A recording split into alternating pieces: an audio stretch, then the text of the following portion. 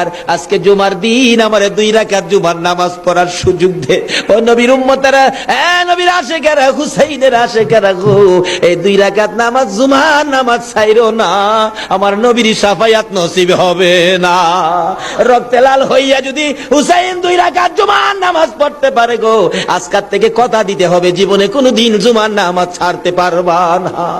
জুমার নামাজ আদায় করতে সময়টুকুন দিলে নামাজ শুরু করে দিলেন, রুকু সিজদার কাজ শেষ করে তাশাহুদে বসে সালাম ফিরানোর আগ পর্যন্ত কাছাকাছি বসে বসে এই যে সৈন্যরা নামাজের ভিতরে প্রত্যক্ষদর্শীরা বলেন এক একটা করে তীর মারে হুসাইনের গায়ে।